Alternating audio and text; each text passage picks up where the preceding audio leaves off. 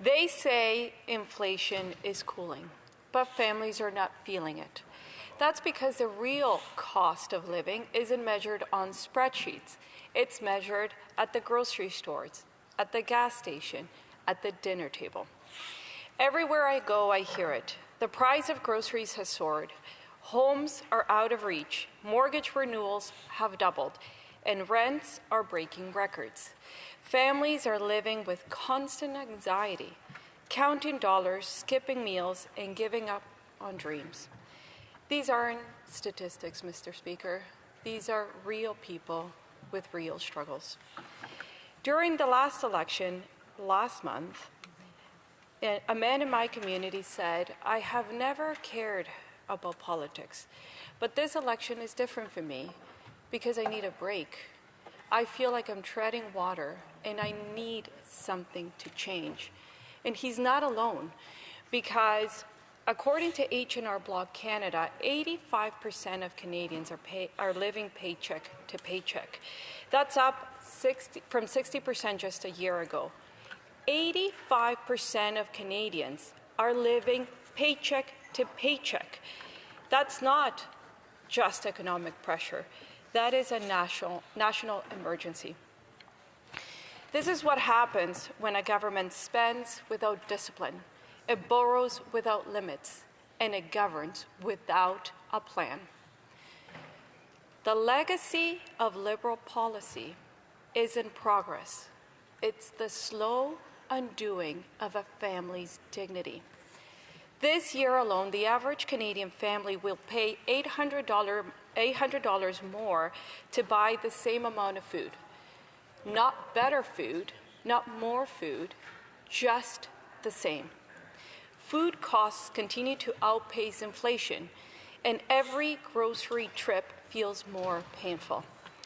When I visited the New Market Food Pantry, I saw that the shelves were being emptied just as fast as they were being restocked. And the beautiful thing was that there was a lot of donations from the community. But when speaking to the staff, they shared that they do their record keeping at month end, and every month is a record month.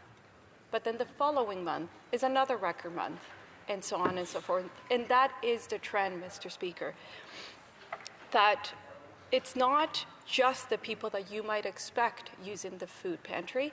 It's families, it's seniors, it's young people. And in fact, young people are disproportionately larger in using the food pantry because they cannot afford their food.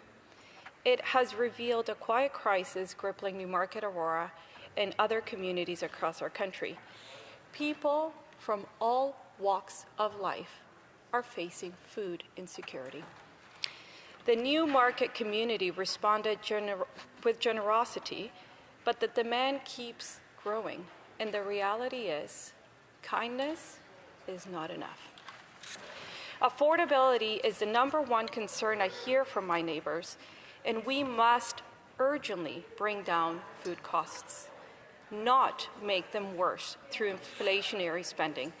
Because when a government floods the economy with borrowed money, it weakens our dollar. And when our dollar is weak, everything is more expensive, including food. It's basic economics.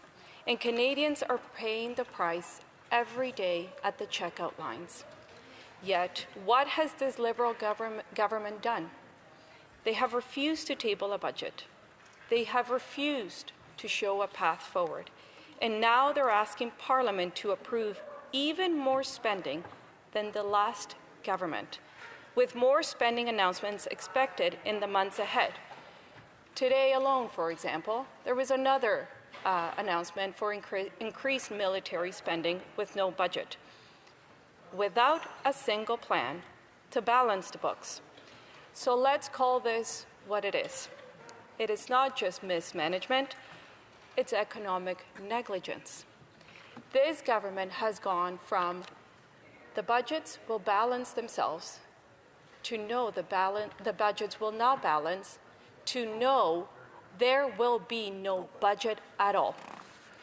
By refusing to present a budget until the fall, the Liberals have gone over will have gone over a full year without a federal budget, the longest stretch since the 1960s outside of the pandemic. And what this makes even more insulting is that Canadian families are being crushed by an affordability and housing crisis, and communities face rising crime. The Liberal government sees no problem shutting down government for the summer and walking away while Canadian families continue to struggle.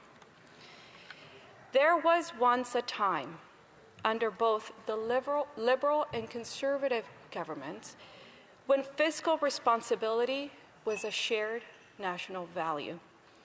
It was on that consensus that Canada built its prosperity. But under Justin Trudeau, that consensus was shredded. And this Liberal government is taking it one step further. They're not only continuing with the spending, but now also even refusing to deliver a budget. Yes, it's nice to see that the Liberals, NDP, and Bloc and Greens finally catch up to ideas Pierre Poilievre put forward years ago. Lower income taxes, eliminate the carbon tax, remove the GST on home building. But let's be honest, they're showing up late and only going halfway. Pierre didn't just talk about affordability. He led with bold proposals. So if they now agree with Pierre, why haven't they gone all the way? Why are Canadians still being crushed by a crisis they now admit exists and still refuse to address? It's a moment for leadership, and leadership starts with a plan, backed by numbers. It's called a budget. We must renew the generational contract, the idea that if you work hard, play by the rules, and give back, you can still get ahead. We cannot settle for timid consensus. We cannot govern by what makes the best headlines. We must act boldly and lead with principle. Do the right thing. Deliver a budget. Not in the fall, not after another spending spree, but now. Let's build a Canada where no one fears the future, where food is affordable, where Canadian families can breathe again, and where hope is not a luxury, but a lived reality. I urge this government, stop the excuses, stop the delays, table a budget now. Thank you. Questions and comments? Questions et commentaires. The Parliamentary Secretary to the Government House Leader. Mr. Speaker, you know, Pierre Poilievre had a 100-day plan. And in that 100-day plan, he did not commit to actually present a budget. He said within that first 100 days, no commitment to a budget. No commitment. And then if you take a look at it, Mr. Speaker, we have a Prime Minister that has been really focused on the issue of affordability. All one needs to do is take a look at the legislation that we have introduced, which gives tax breaks, which supports Canadians on affordability. Can the member explain why it is that Pierre Poilievre doesn't have to produce a budget, yet we have a new Prime Minister and a new government, a government that's actually providing tax relief that'll come into effect July 1. Does she support that? The member for Newmarket Aurora. Mr. Speaker, the reality is this government stole 3 platform points from Pierre Poilievre's plan, one of which is cutting income taxes by 1%. So we're talking about the budget here, okay? Let's talk about numbers. This tax cut will save Canadians $800. But their inflationary spending is increasing the cost of food by $800 a year. Simple math. $800 less $800 equals 0. How are Canadian families going to be better off under this government and their plans? Questions et commentaires. Questions and comments. Le député pour Rivière-du-Nord. Merci. The member for Rivière-du-Nord. Mr. Speaker, I was listening closely to my colleague's speech. I agree about several things, but I was also listening to our colleague for Winnipeg North speech. He seemed to be vigorously stating that Pierre Poilievre didn't table a budget or have any costed platform. And so it's fine to spend tens or hundreds of millions of dollars, billions of dollars, without a budget,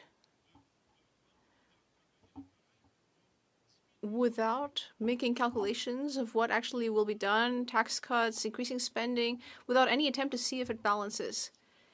It's a bit confusing. When my children were young, the first thing I taught them when they wanted to spend money on toys or bubble gum, I would ask them, how much money do you have, before deciding what you're going to buy.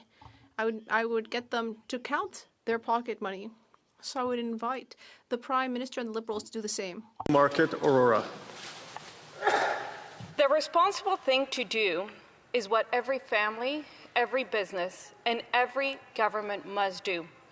Deliver a budget at the beginning of the fiscal year, not after authorizing $486 billion in spending. Questions and comments? Questions et commentaires. The member for...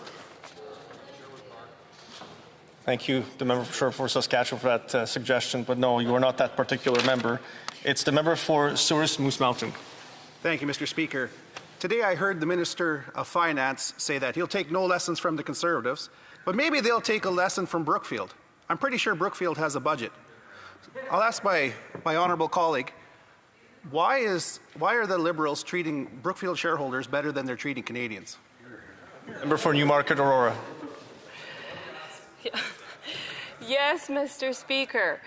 I wonder if this Liberal government would take a lesson from private industry, a lesson from Brookfield Asset Management, because Brookfield does prepare a budget before they spend.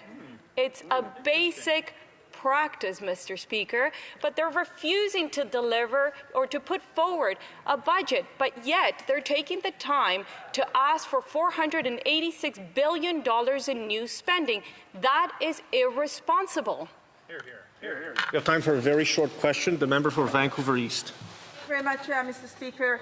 Of course, Canadians are struggling, and many of them are turning to food banks for support. Yet the member is silent on the tax rates or the excess profits that big corporations are receiving.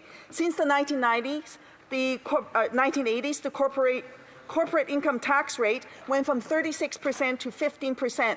And in 2023, corporations recorded $664 billion. The member, time to respond. A short answer, please. Mr. Speaker, the reality is that inflationary spending causes our dollar to weaken because the government floods the economy with excess borrowed money and it weakens our dollar, raising the cost of everything.